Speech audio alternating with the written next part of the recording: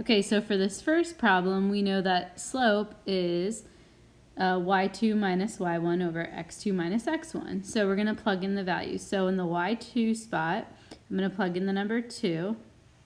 And in the y1 spot, I'm going to plug in the number 2. End up being the same numbers. In the x2 spot, I'm going to plug in the number 5.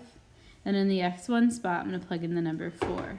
And when we simplify, we get 0, because 0 over 1 is 0. So it's a slope of 0. Okay, so for the next one, we're going to plug in y2 first, which is 6, minus y1, which is negative 2, over x2, which is negative 5, minus x1, which is negative 1. Remember, double negative turns positive, so right there it becomes positive. So we have 6 plus 2, and in the denominator, these double negatives turn positive, so we have negative 5 plus 1. So then when we simplify, we get on top 8 over negative 4, and then our final answer is negative 2, so we have a negative slope. So for this next problem, if slope-intercepts form y equal mx, so if in our next form it's y equal mx plus b, the slope is in front of the x, and the y-intercept is after that x term. So our slope is 5, and our y-intercept is 1. So for number 4, if it's in y equal mx plus b, our slope is negative 1/3 and our y-intercept is negative 5. So slope is negative 1/3 and y-intercept is negative 5. So if we know slope-intercept form is y equal mx plus b, and they give us the slope is 2 and they give us the y-intercept, we can write our equation. So our equation is just y equals 2x and 4. That's it, slope-intercept form. So for number 6, we first need to find the slope, and then we need to find a y-intercept. Because we know in our final equation, we need y equals mx plus b. And for our equation, we want to insert a number for m and a number for b. So first, I find slope, which I got is 1/2, right? Finding the slope between 2 points. Now we need to try to find b. So if at this point after the slope, we know that we have y equals 1/2 x plus b, we're making our way to getting the equation. But we need to find b. So we need to do some substitution. So I picked the left point, and I'm going to plug in 2 for x, and I'm going to plug in 6 for y, and solve for b. So once we plug those values in, we can solve for b, and we know b is 5. So now we have our slope is 1/2, and our b is 5, so our final equation is y equals 1/2 x and 5. That's an equation in slope-intercept form. So for this next one, there's a few ways of getting an equation in y equal mx plus b form.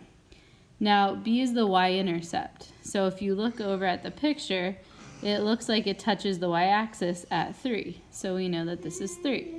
And then to find slope, we need to do rise over run. Now you can go from one point to another. So if I look at this point and ask myself, how do I get to this other point? I'm going down.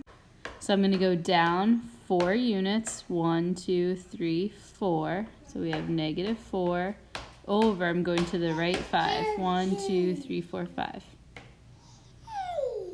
So we have y equals negative 4/5 x plus 3.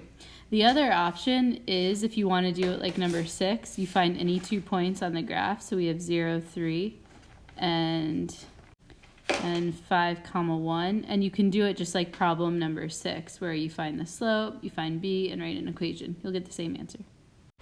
So for number 8, it says write an equation in point slope form. And remember, point slope form is y minus y1, we're inserting a number for y1, equals m times x minus x1. So the green's where we're inserting the numbers. So they give us an x1 and a y1, and they give us an m. So we're going to plug those into the spots. So this 2 is going to go into the x1 slot, this negative 4 is going to go into the y1 slot, and the 3 is going to go in the slope spot. So I like to write the general equation with parentheses so I know that when I insert, I don't make a sign error. So y minus in the y1 spot, we're going to do negative 4, I underline that, equals m, so in the slope spot we do 3, times x minus in the x1 spot, we're doing 2, because that comes from our point given. Then right in here, we see double negatives turn positive. So we're going to have y plus 4 equals 3 times x minus 2. Done. That is our final answer in point slope form. We are not going to distribute. We're not going to rearrange, because it says point slope form. So to find an x-intercept, we put 0 in for y and solve for x. So the 3 times 0 cancels, and we have 2x equals 6.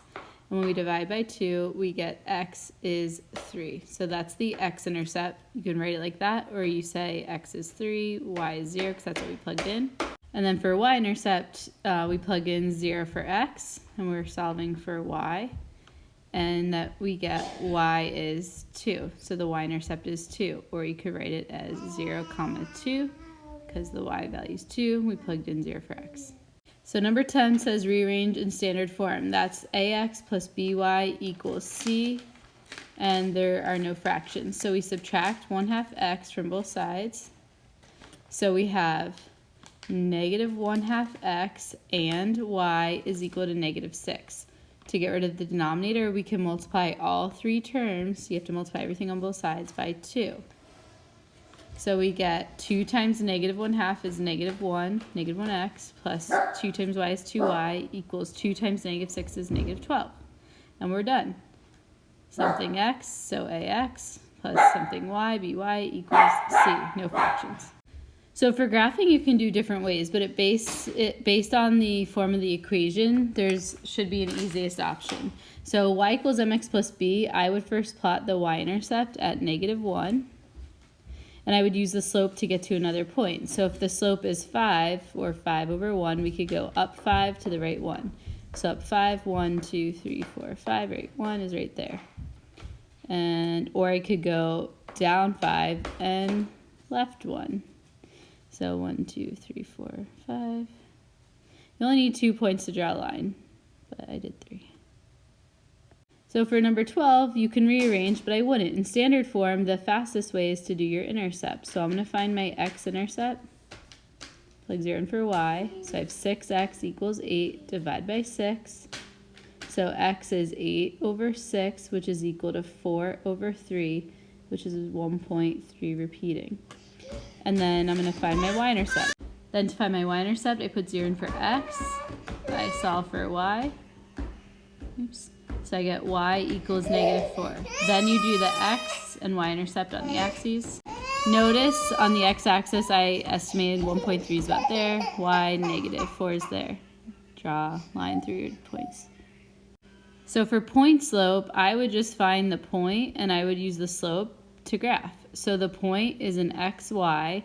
My x value is opposite, so it's negative 6. My y value is opposite, so it's positive 1. And my slope is 4. So I could write it as 4 over 1. So I would plot my point first. I'm going to approximate. I'm going to say this is negative 6, negative 1. So you plot your point, negative 6, 1. And you use slope to get to another point. So you go up 4, right 1. I'm just approximating. And then you would draw your line. You could always rearrange. A lot of you like doing that. You could distribute your 4. So 4x plus 24. Add 1, y equals 4x plus 25. And then you could plot your y-intercept, right, at 25 and use slope to get to another point. And you're going to get the same line, but you're going to have to be careful when you scale. Okay, x equals 7. So I do a dot on the x-axis at 7. Hoi vux. So I know VUX, this is a vertical line. X is always 7. Okay, y equals negative 3. Hoi, HOY. I know it's a horizontal line. Y value is negative 3. And horizontal.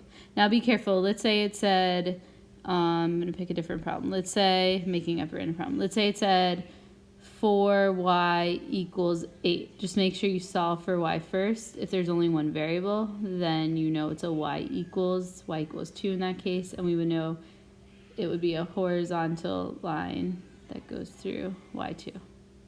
Okay, so this final word problem. I go to the movies and I'm buying tickets and popcorn. So when I read it, I first say I want to invite friends and I want to buy popcorn. So when I invite friends, that's going to be my tickets. And then buying popcorn, that can be my Y. So we'll say popcorn. So you have $40 to spend. So I'm going to say my total that I have to spend is 40. I'm going to get some X and some Y stuff. The X are the movie tickets, so if this is the movie ticket, the cost goes in front, 5. If the popcorn is Y, then the cost goes in front. So this would be my equation. X and Y, tickets and popcorn, I have to find my variables. Now I need to find a combo that would satisfy this equation. So 4, 5 would be one option that would work. I could get 4 movie tickets, and I could get 5 bags of popcorn, and I would be within my range of spending $40. And I could test that by plugging in. So if I did 5 times X, or in this case, I'm going to try to buy 4 tickets, plus 4, my Y value is 5, I would get 20 plus 20, and that equals 40. So I would be spending $40 if I got 4X, or 4 movie tickets, and if I got 5Y, or 5 bags of popcorn. So you can just trial and error. And if you were to graph, my x-intercept would be, what, 5x equals 40. So my x-intercept would be 8. That's 8 up there. Ah, shoot. So my x-intercept would be 8. And then if I found my y-intercept, we would have 4y equals 40. So y would equal 10. So we'll say up here. And it technically extends, but because it's a real-world application, we're looking at first quadrant. So every ordered pair on that line would satisfy our restriction of only spending $40. So obviously you could buy less movie tickets and more popcorn, right? If X is movie tickets, if I buy less movie tickets, right? If the X number is smaller, I get to buy more popcorn, and vice versa.